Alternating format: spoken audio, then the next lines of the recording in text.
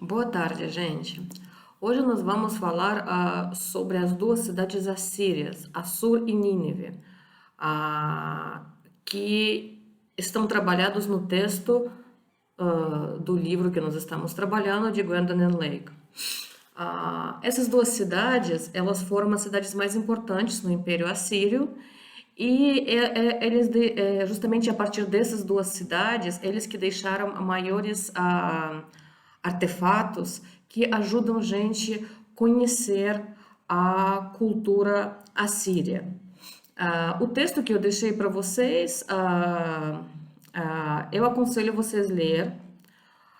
Eu espero, na verdade, que vocês vão ler, porque ele fala sobre muitas coisas, os quais os textos anteriores acabam não falando. Porque, como vocês viram, essa obra de Gwendolyn Lake, que está organizando todas as informações em torno das cidades, ela é organizada de uma maneira bastante peculiar. E ela acaba não narrando a história da Mesopotâmia tempo por tempo, mas ela vai narrar sobre a história de uma cidade, porém enfatizando em uma ou em outra época durante a qual essa cidade floresceu.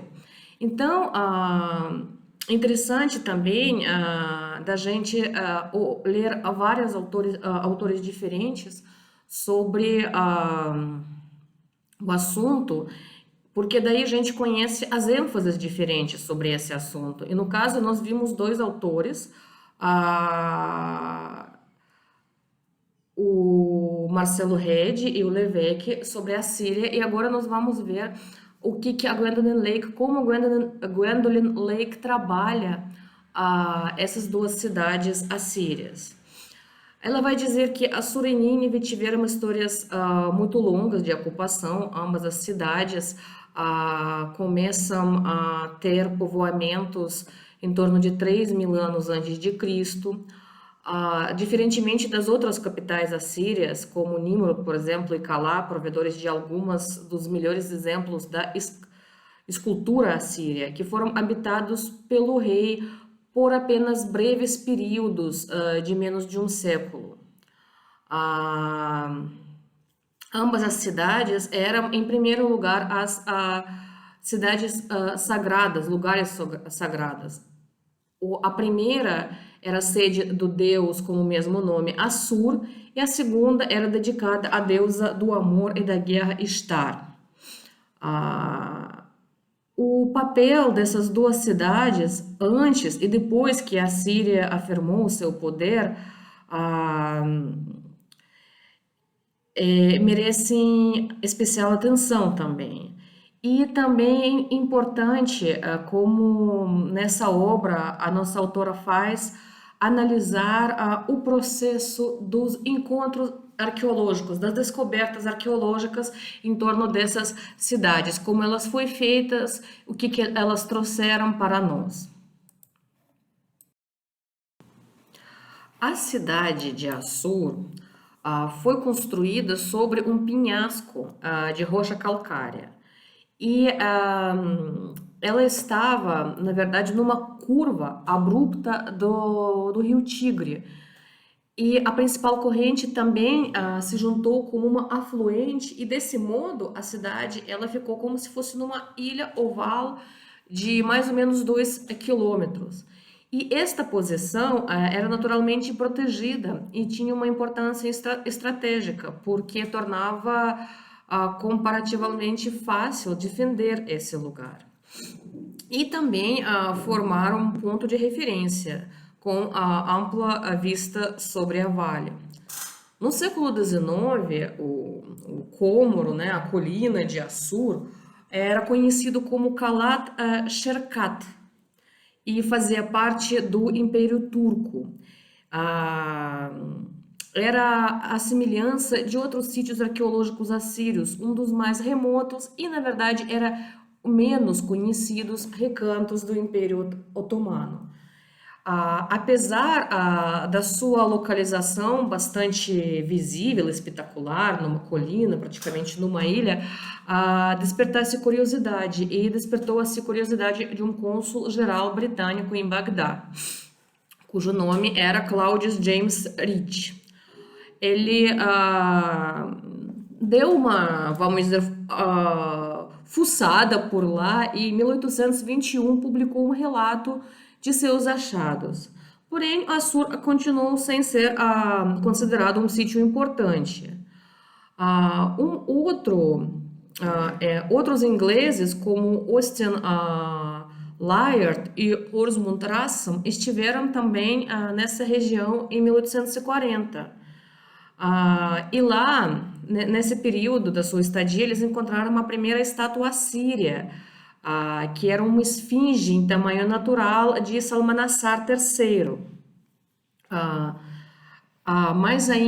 Mais tarde, descobriram que as inscrições que estavam no esfinge, que estava coberto dessa escrita cuneiforme, continham uma detalhada descrição das muralhas de Assur.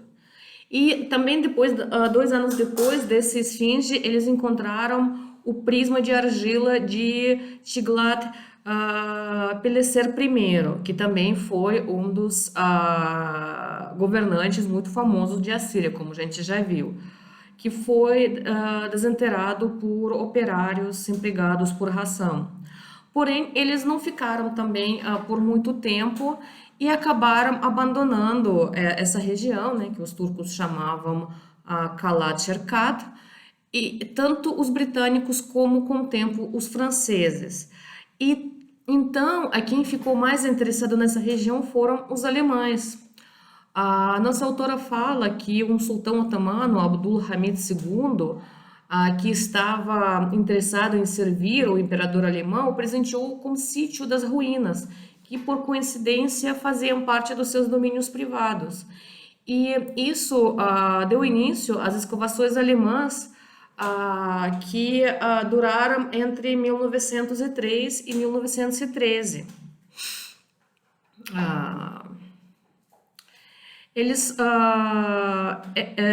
Os principais alemães que trabalharam naquele momento eram Robert Koldewey e Walter Andrae. Ambos eles já trabalharam com escavadores experientes em arqueologia, que também eram arquitetos experientes que estavam entendendo como essas construções aconteciam, e eles tinham até desenvolvido um método para localizar os muros de adobe, e eles vão concentrar os seus esforços em construções. Eles vão descobrir bastante coisa, mas eles não deram muita atenção às plaquetas, como as inscrições e como escrita cuneiforme.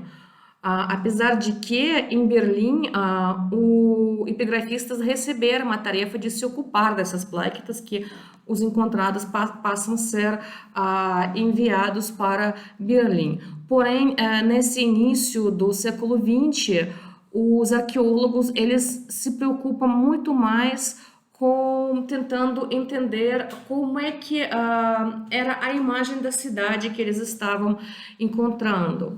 O Andrae, embora ele tinha bastante esperança de ultrapassar as construções do primeiro milênio e as edificações daqueles monumentais enormes neoassírias que nós conhecemos, as mais famosas, que cobriam a grande parte do centro urbano, ele para descobrir as camadas do segundo e terceiro milênio, mas ele não conseguiu. Então, a maior parte da atenção foi reservada para as principais construções religiosas de Assur. O templo de Anu-Adad, o templo de Assur, o templo de Sin e Shamash, assim como para o palácio de Adad-Nirari. Então, nesse período, obteve-se um melhor conhecimento justamente das construções dos séculos XV e XIII, obviamente antes de Cristo, e as reconstruções subsequentes dos mesmos edifícios, que obedeceram os antigos planos. Porém, o maior edifício que eles encontraram era o imenso Palácio Parta. Como vocês sabem, os partos eles vão instaurar um império nessa região depois que os assírios já entram em declínio, né? Então, para eles, a cidade, Assur, como eles chamavam durante seu domínio, ah, e no princípio, nesses primeiros trabalhos do início do século XX, era muito difícil de chegar mais profundamente para descobrir as coisas mais antigas. E somente com o avanço da arqueologia mais contemporânea, que começam a serem descobertas as camadas mais antigas e mais profundas nessa região. Na verdade, os mais antigos níveis de Kilat Sherkat são associados ao templo arcaico de Ishtar, o qual era datado pelo primeiro dinástico 3, então quer dizer o período 2600-2350 a.C., tá? A fundação desse santuário, ele data mais ou menos o início do terceiro milênio, nos começos do primeiro dinástico, talvez foi elaborado pelos hurritas, que estavam começando a colonizar essa área a leste do Tigre.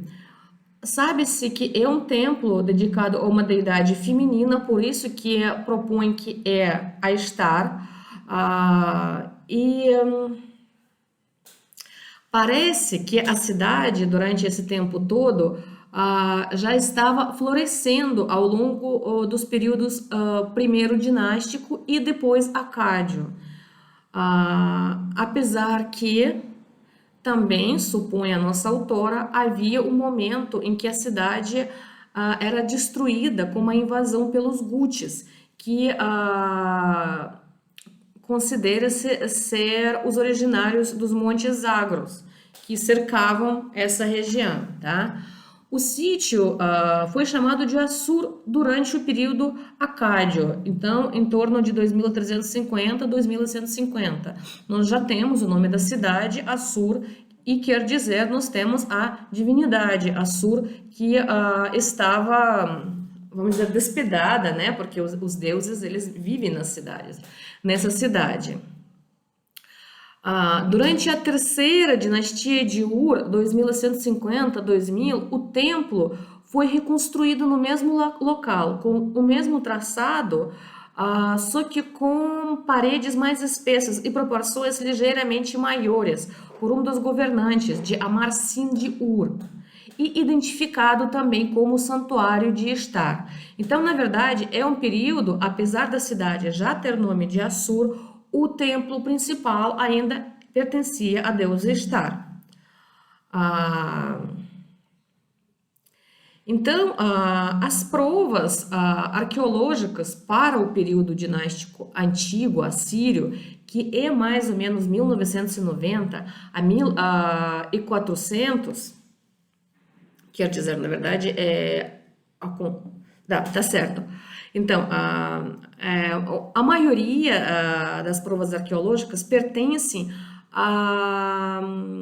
ao reinado de Shamshadu I, tá? Que reinou em 1813-1781 e era um contemporâneo de Hammurabi da Babilônia.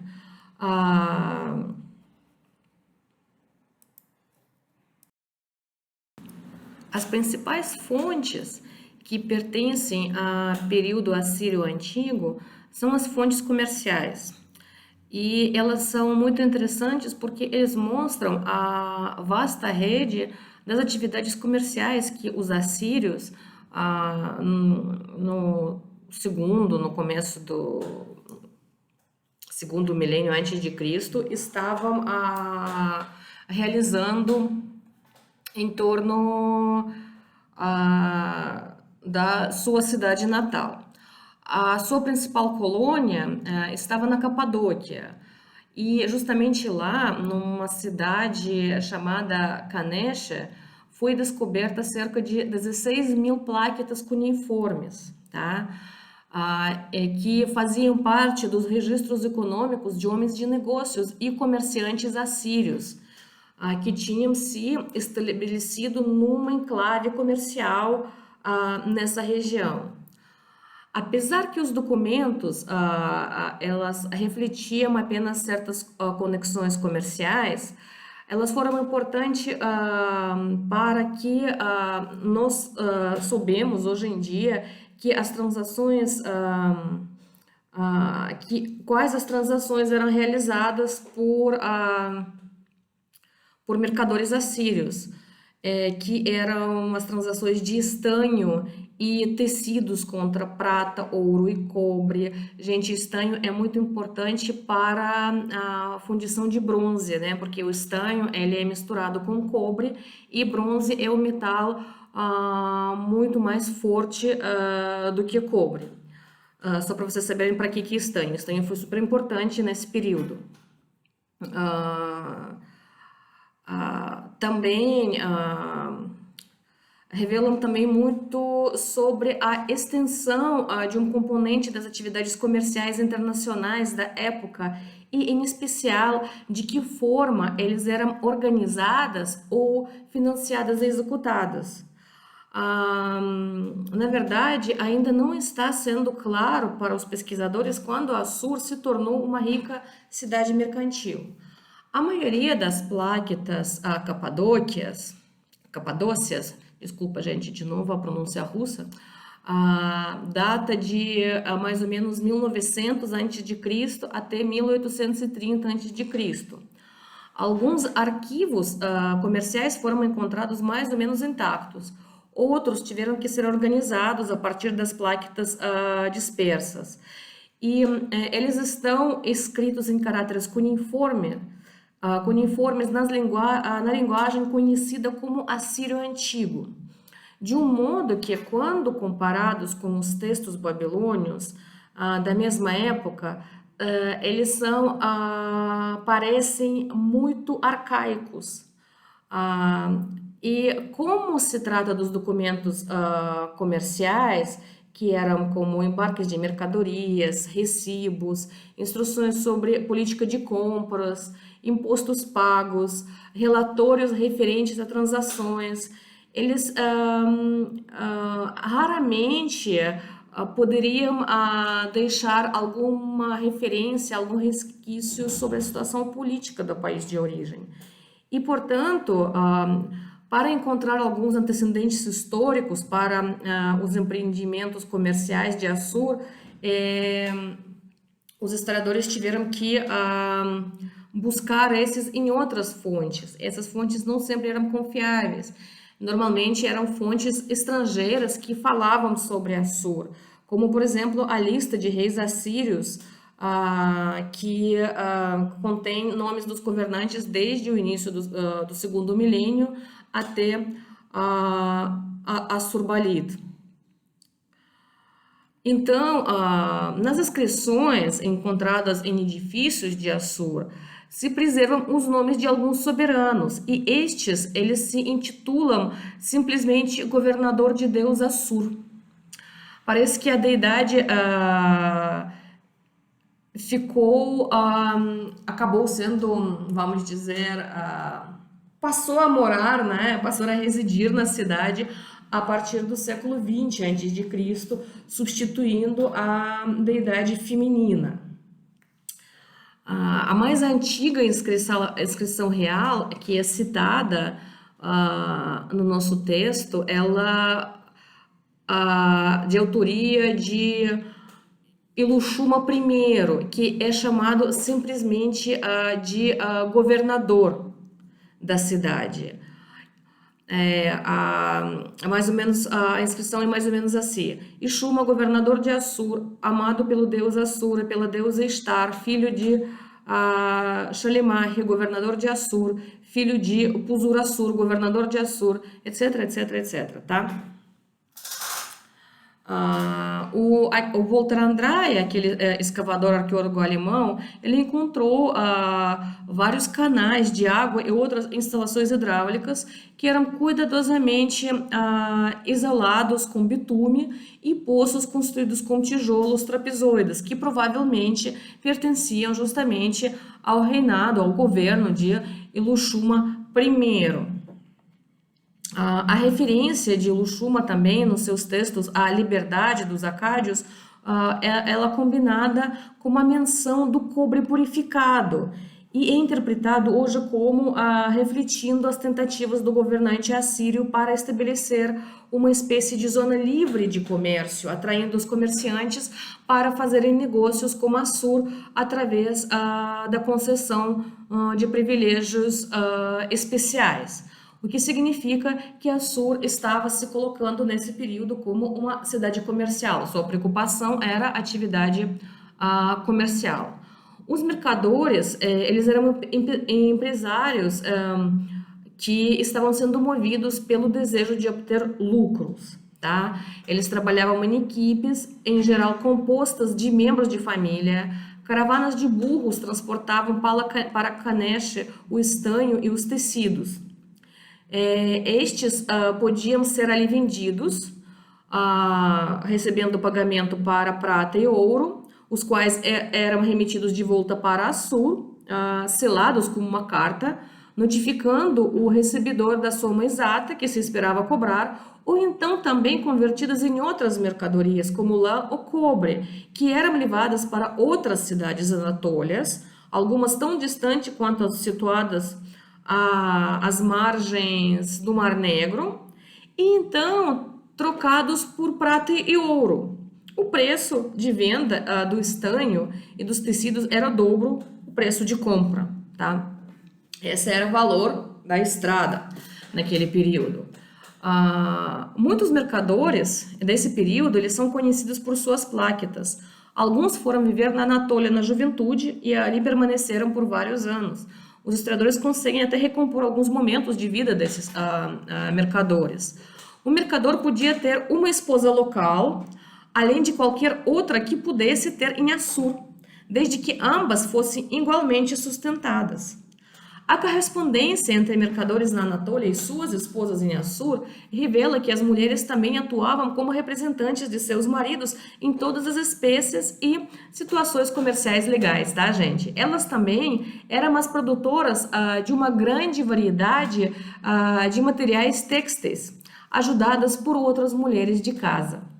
Esperava-se que elas iam conseguir reagir com certa rapidez às mudanças de gosto e moda, como também acabam provando algumas cartas, tá? Então, as mulheres do período, quando elas aparecem nos documentos, nós vimos isso, elas agiam praticamente, eles tinham uma ação comercial, no caso, praticamente idêntica aos homens. No caso de ação política, nós também conhecemos várias sacerdotisas famosas. A gente estava falando sobre uma poetisa, né, sacerdotisa que estava compondo as poesias e os hinos religiosos.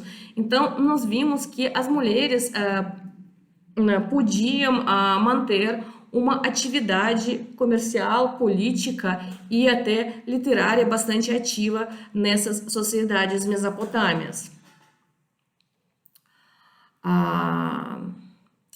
Quando o Shamshi-Adub I se apodera do controle de Assur, o comércio anatólio, de acordo com a nossa historiadora, estava em uma grande crise, tá? E a colônia em Kanesh teve que ser abandonada às pressas. Então, como resultado, a principal fonte de renda da cidade estava fora do alcance. E as informações sobre o governo de Shamshi-Adub provêm dos arquivos de Maria, que é uma outra cidade bastante próspera, comercial, que ficava no Éufrates, e que tinha também várias inscrições numerosas deixadas sobre os reis assírios. Então, nós conhecemos que Shamshi-Adud era filho do chefe amorita. Parece que ele foi à Babilônia como nota lista de reis assírios, numa época que era intensa por luta por influência política e territorial, principalmente nessa região de Médio e Eufrates. Era vital para ele conseguir as informações sobre os principais protagonistas, principais atores políticos.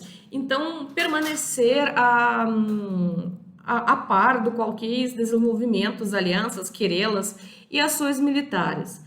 E as plaquetas de Mari, elas estão contendo vários relatórios com informações sigilosas sobre a situação nesta área geográfica. Então, provavelmente, era um período político bastante conturbado na região de Mesopotâmia. Então, Shamshi-Adud, na verdade, era um daqueles homens que surge da obscuridade para se tornar o rei do mundo. Ele acaba se tornando o governante de Assur e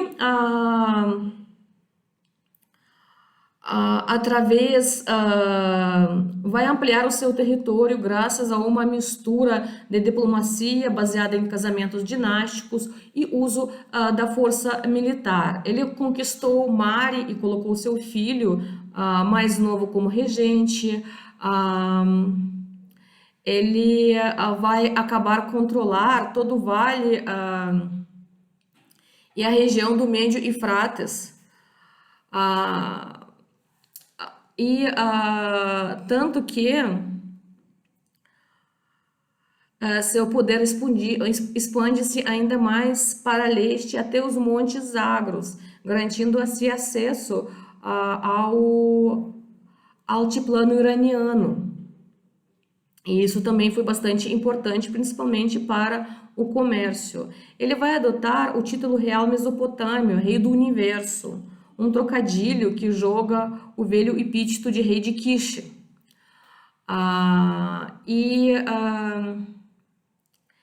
Ele deve ter considerado Assur uma cidade dotada de um status especial que lhe permitia conduzir seus próprios negócios. E em algum momento Assur foi até chamada para arbitrar uma disputa entre Encalat e uma outra cidade, assíria. Então, Shamshi-Adud, talvez seguindo o exemplo dos soberanos babilônios, manifestou sua autoridade empenhando-se em atividade de construção e mandando compor inscrições para si mesmo. Por isso que nós temos inscrições sobre o seu governo. E parece que ele acabou chamando, empregando os escribas babilônios para essa tarefa, já que todas foram escritas em babilônio corrente e não no antigo dialeto assírio. Tanto que os arquitetos alemães que faziam as escavações estavam encantados com a alta qualidade das construções que foram realizados no reinado de Shamshi-Adud, desde a pureza e solidez do barro usado para os tijolos até o projeto que eles consideravam muito coerente e lúcido dos edifícios. Porém, gente, a unificação política da Alta Mesopotâmia, ela não sobreviveu à morte de Shamshi-Adud. Embora ele possa ter sido um governante brilhante e ele conseguiu até controlar todo o Nordeste, os filhos dele acabaram perdendo esse controle. Na verdade, ele dividiu os territórios entre seus dois filhos, Ishme-Dagan e Yamash-Adud. E o arquivo Mari, eu achei isso muito interessante, ele preservou algumas cartas de Shamshi-Adud para Yamash-Adud, depois que ele empossou ele como governador, no qual o rei critica o seu filho por ser um administrador ineficaz, que passava tempo demais com mulheres ou circulando à toa pela cidade em velozes carros de guerra. Olha, gente, parece que passa 5.000 anos e nada muda, né? o filho do rei, em vez de se ocupar de governo, está fazendo festa e andando de carro.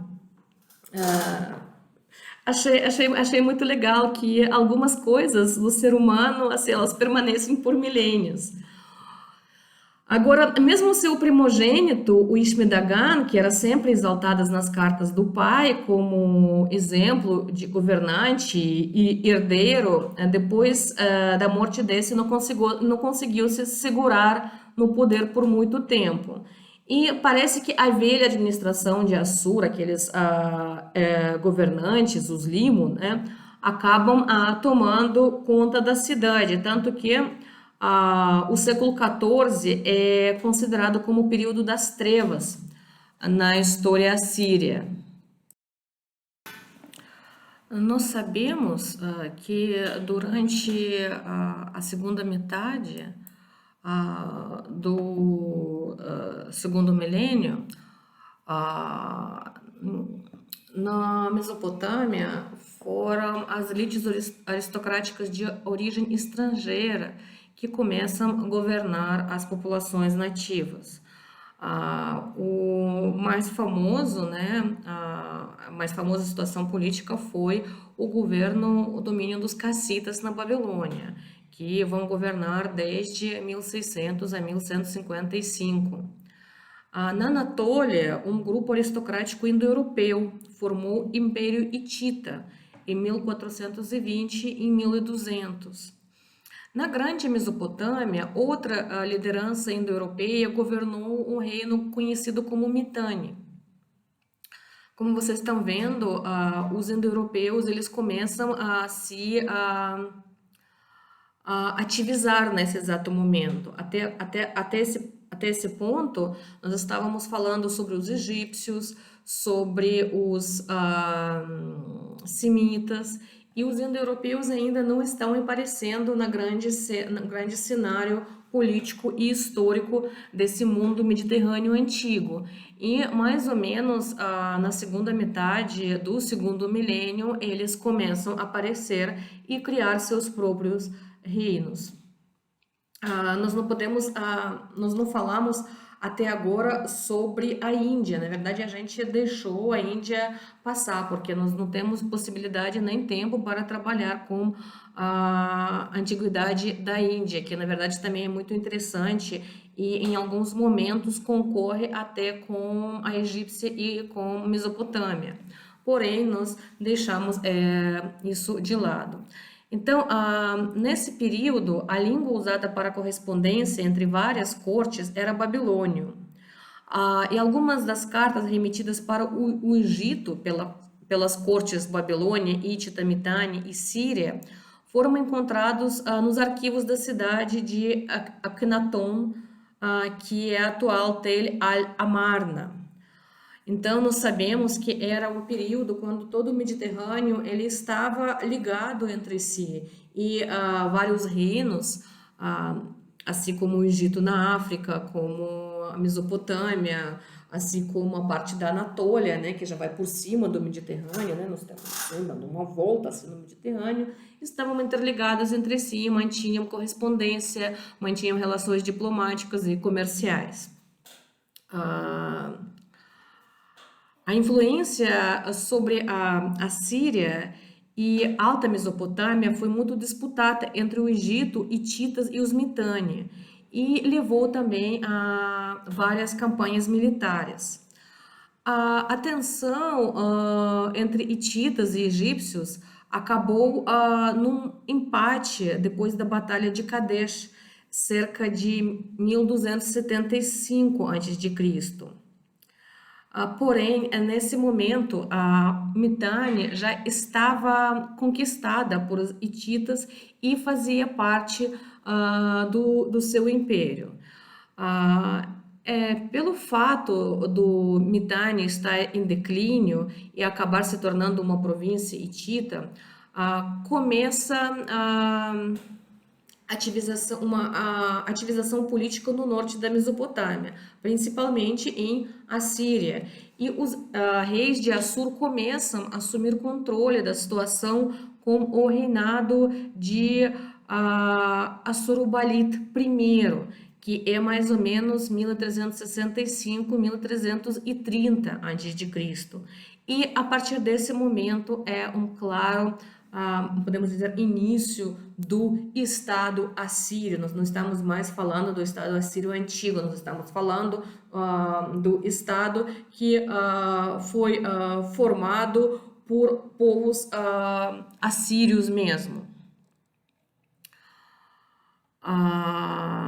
Embora tivessem ocorrido várias tensões entre Babilônia e Assíria,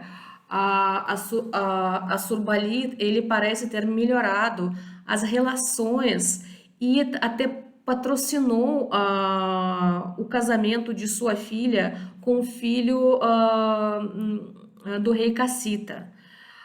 Porém, quando o filho nascido dessa união foi morto numa revolta palaciana, Assurbanipal ele interveio, ele mata o usurpador que tinha assumido a realeza e coloca no trono babilônio um parente do rei antecedentes. Então, os dois sucessores imediatos de Assurbanipal, eles tiveram alguma dificuldade em garantir as fronteiras que foram estabelecidas por seu predecessor, principalmente nas montanhas setentrionais e orientais. E também eles tiveram dificuldades em subjugar as populações tribais dessas regiões. Vocês lembram, na aula passada, a gente viu que o Império Assírio era, na verdade, um império bastante instável, né? Eles conquistam as cidades, mas entre as cidades tem vastas regiões com os tribos que muitas vezes não são submetidos ao governante. Então, o governante ele conquista a cidade. É muito difícil naquele período controlar todo o espaço. O sucessor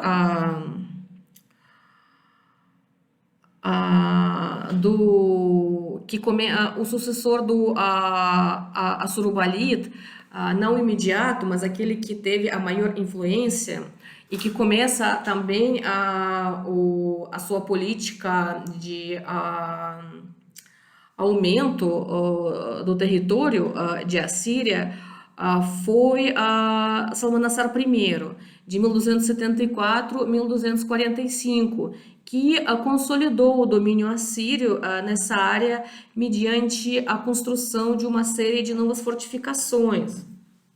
E também ele realizou uma reestruturação da administração. O governante vassalo de Mitanni, por exemplo, foi substituído por um funcionário do palácio assírio. E colonos assírios também, eles foram assentados para desenvolver o potencial agrícola da região. Então começa essa política assíria de povoação e de transporte, transferência de várias populações de um lugar para o outro para melhorar o controle.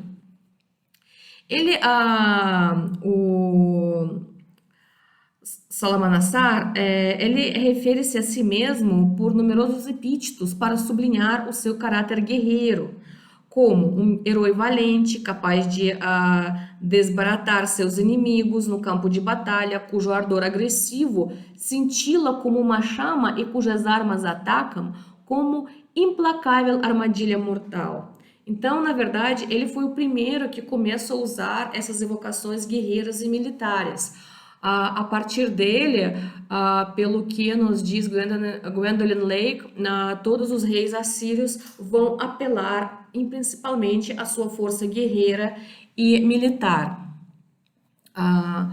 O reinado do filho de Salmanassar, Tukulti-Ninurta, de 1244 a 1208, ele também vai marcar o ponto alto do primeiro Império Assírio.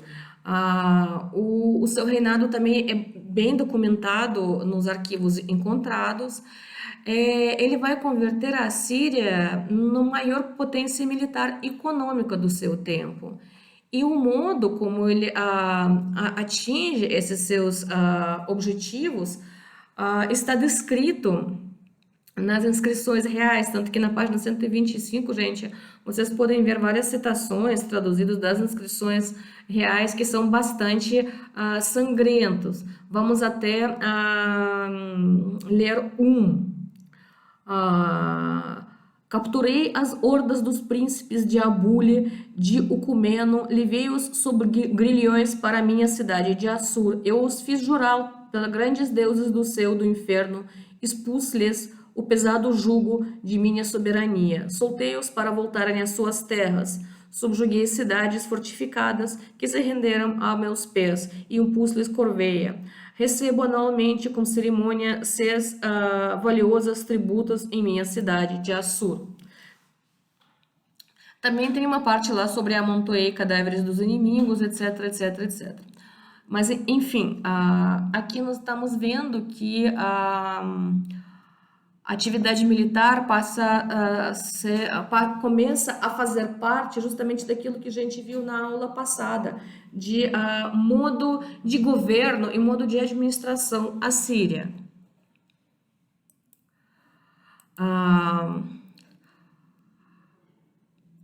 Então, nós não vamos falar mais uma vez sobre essas repetidas exibições de força e, vamos dizer, agressividade militar assíria. A gente discutiu isso na aula passada. Tukulti-Ninurta, ele parece ter tido bastante êxito em submeter o norte, mas ele vai enfrentar problemas no sul, que é óbvio que o sul é muito mais desenvolvido. A sua mais controvertida vitória foi sobre a Babilônia, que apesar dele derrotar um soberano cassita, levando ele e os principais membros da sua corte para a Síria, e a Babilônia foi realmente anexada aos seus domínios. A Babilônia, como vocês sabem, ela nunca se conformou com essa situação. Então, o primeiro período de domínio assírio sobre o seu vizinho meridional vai durar 32 anos e vai resultar também numa grande influência babilônia sobre a elite de Assur. Sendo que isso já estava acontecendo, porque até os escribas babilônios já trabalhavam em Assur séculos e séculos antes. No século XIII, Assur já era uma cidade que era bastante populosa e era uma capital de potência mundial. Tukulti-Ninurta I, ele também vai trabalhar na reconstrução e no aumento dessa cidade. Ele vai reconstruir o templo de Ishtar, ele reforça e reconstitui as muralhas da cidade, ele escova em torno delas e também faz aquele afundamento, né, um fosso de quase de 20 metros de largura para a defesa da cidade. Porém, o seu projeto mais ambicioso foi a construção de uma nova cidade, 3 quilômetros ao norte de Assur, chamada Kartukulti-Ninurta, a qual passou a ser, por um breve período, a sua principal residência. É o próprio dos governantes assírios tentar construir as suas próprias capitais. Eles tentam abandonar Assur, uma cidade antiga, com suas elites antigas, que tem a influência. Parece que eles querem se afastar daquela política palaciana, né? Porém, isso não sempre dá certo, tá? Em seu novo palácio, o rei esperava ganhar maior controle sobre Assur, diz Gwendolyn Lake. Ao mesmo tempo que se distanciava da velha cidade, ele talvez considerasse-a um ninho de intrigas.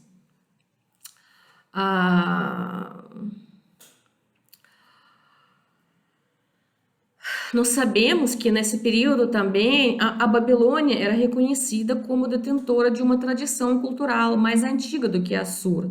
e era, além do mais, uma cidade sagrada. Então, as ações do rei também podem ser provocadas reações negativas entre os educados funcionários dos escolões superiores em Assur, porque quando o rei ele vai atacar a Babilônia, ele vai sequestrar os seus deuses e vai trazê-los para a Síria.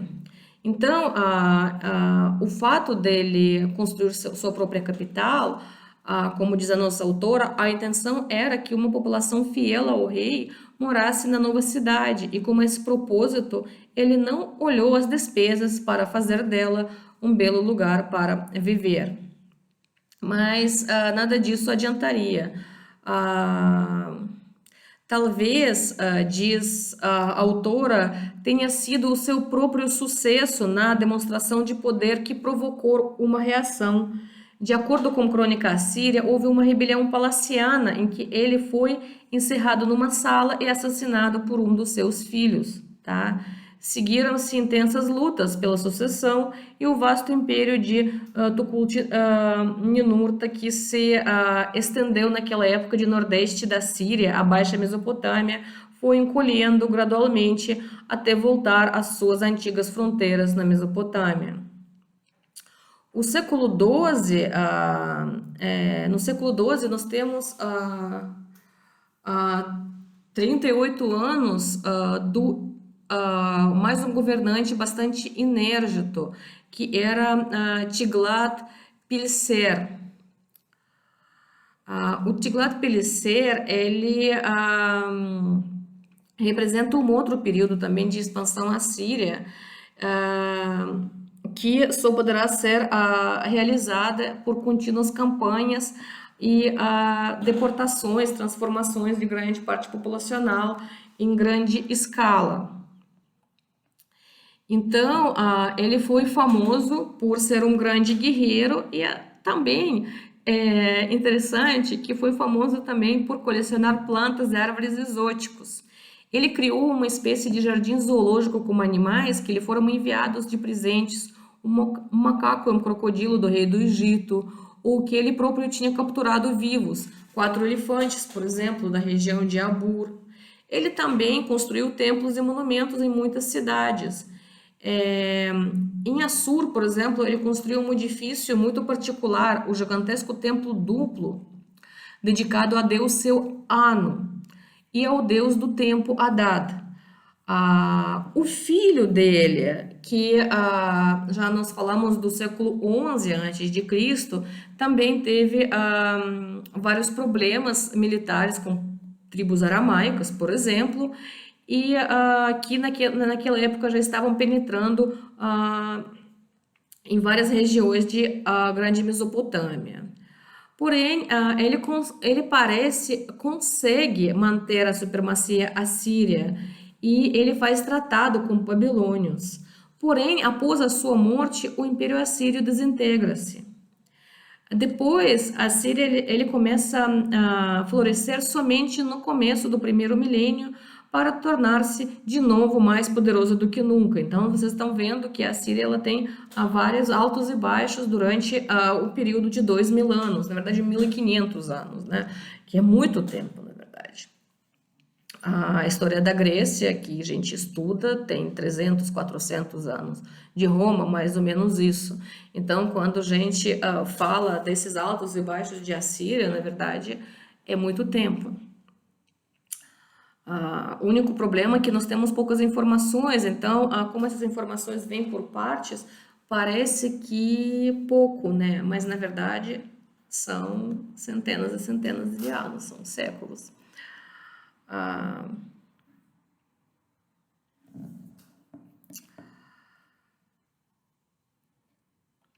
Então,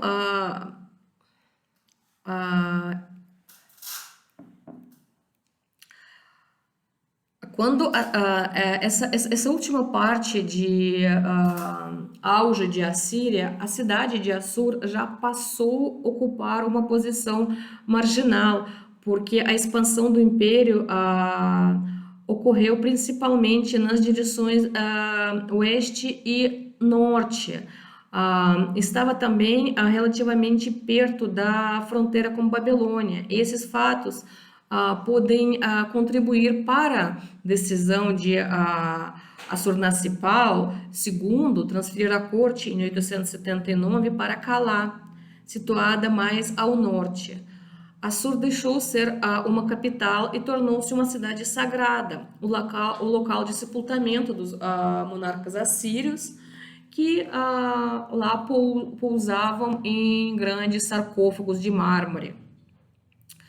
Então, do século XIV em diante, os funcionários, limo, aquela aristocracia, né, e outros dignatários, eles estavam erigindo pedras como registro de seus nomes e título dos cargos que exerciam. Então, a partir disso, nós podemos ter uma datação exata dos acontecimentos em Assur. E desde o rei Adad-nirari I, os reis também levantam estrelas colocadas na frente dos seus altos funcionários. Ninguém sabe a finalidade exata desses monumentos, porém, hoje em dia, os arqueólogos e historiadores agradecem. Tá?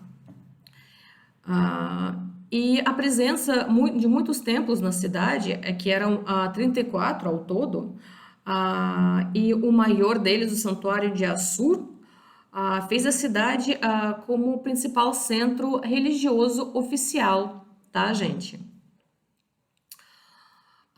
Importante também falar sobre coleções de Pláquitas de Assur, porque quando Tukulti-Ninurta levou funcionários babilônios para sua capital, ele também ampliou imensamente as suas coleções de Pláquitas. Então, a poderosa influência babilônia do século XIV teria impacto muito duradouro sobre o desenvolvimento da literatura assíria, e muitas coleções de arquivos foram descobertas em Assur.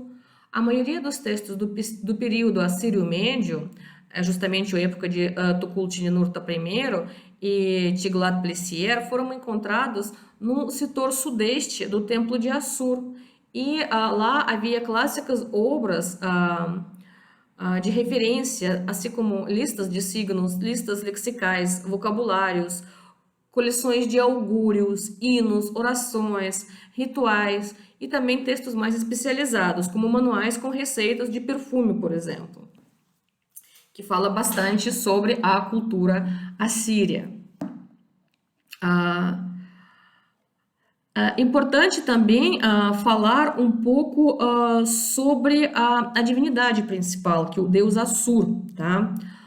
Na verdade, por mais incrível que pareça, bem pouco se sabe sobre a personalidade do deus. Não existem mitos ou histórias sobre Assur, nem mesmo o seu símbolo foi claramente identificado. Em alguns relevos assírios aparece um disco solar ao lado a um varão de barbas empunhando arco e flechas. Tal imagem foi interpretada como uma representação de Assur, mas isso também nunca foi confirmado por uma identificação escrita. Então, as origens de Assur são obscuras, talvez fosse uma deidade semítica ocidental ou de origem urita, e era provavelmente uma das muitas manifestações de um deus do tempo. Inspirado talvez pelo exemplo do sumério Enlil, ele se tornou o senhor supremo do panteão, mas em comparação com divindades babilônias, cujos poderes cósmicos faziam parte de um sistema teológico coerente e cujas relações de família também se originavam num complexo panteão, o Assur era indefinido. Então, a sua persona acabou se tornando mais complexa quando ela começa a se associar ao Marduk. Então, a épica da criação ela foi reescrita, assim como os deuses romanos, eles emprestam, de certo modo, a sua história dos deuses gregos, o mesmo acontece com Assur em relação ao Marduk. Então, a épica da criação ela é reescrita para apresentar Assur no lugar de Marduk. E A partir daí, a sua identidade se torna mais, vamos dizer, compreensível, mais visível, mais forte. Mas o principal é que o Deus, ele significou, de certo modo, identidade assíria. Era uma identidade do povo voltada a certo modo à religião, ao culto de um certo Deus. Então, nós não podemos falar, quando a gente fala sobre história antiga, nós não podemos definir, por exemplo, etnias, ou algum sentimento étnico, ou algum sentimento nacional, né? Como você sabe, nacionalismo é um produto do século XIX. Porém, sem dúvida, nós temos claramente menções, por exemplo, a pertencer a um sangue ou não pertencer a um sangue. Com certeza havia haviam diferenças no vocabulário, nas línguas, nas valores e principalmente na adoração dos deuses. Então, no caso, Assur, ele se torna símbolo da identidade assíria, tá, gente? E como sempre, eu exagerei falando sobre um capítulo só, e tem também um capítulo sobre Nínive. Gente, capítulo sobre Nínive também é muito interessante. Não deixem de lê-lo, por favor. Como a aula tem que ficar 40 minutos, e eu já estou falando com vocês 55, eu vou deixar de falar sobre Nínive. Porém, eu quero que vocês prestem atenção durante a leitura do texto, que vai falar justamente do momento da Nínive sendo a capital de Assíria, porque em algum momento ela se torna a capital de Assíria. E para Gwendolyn Lake, a história de Nínive, ela tem seu apogeu e está ligada aos dois governantes assírios, que é Senaqueribe e Assurbanipal. Então, quando vocês vão ler sobre cidade, principalmente para quem está fazendo seu trabalho sobre Assurbanipal, eu não sei se alguém pegou o Senaqueribe, prestam atenção, gente, porque tem bastante coisa sobre, tá? Esses dois governantes assírios, que além de serem governantes, eles realizaram várias obras nas cidades e deixaram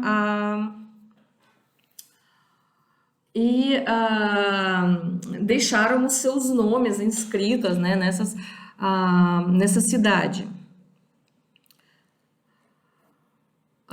Bem, gente, eu prefiro terminar mesmo, porque se eu começo a falar, eu vou falar mais 1 hora a respeito, mas isso não quer dizer que vocês não devem, vocês devem deixar de ler o texto, porque eu acredito que esse texto é muito interessante, ele é muito mais interessante do que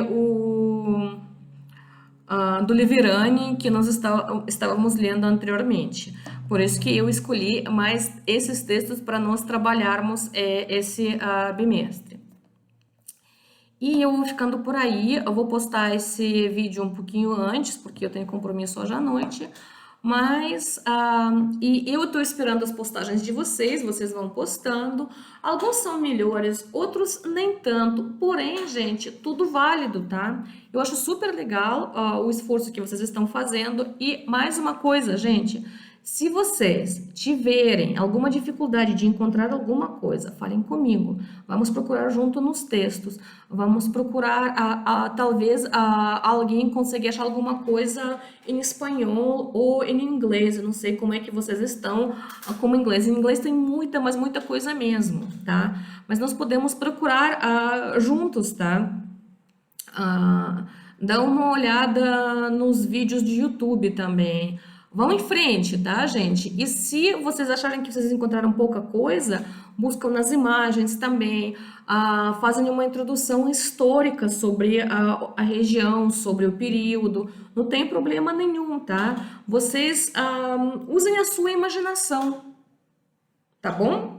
Não tem problema nenhum, de repente, se alguém ficou com uma personagem super famosa, como a Assurbanipal, por exemplo, claro que vai ter informação muito a mais do que sobre o Enlil, por exemplo, que é um deus sumério. Mas isso não quer dizer, mas quem vai trabalhar o Enlil pode falar alguma coisa sobre os próprios sumérios também. Então não tem problema nenhum, tá bom, gente? Importante é vocês conseguir articular todas as informações numa apresentação só. Bem, um abraço para vocês e até a próxima aula.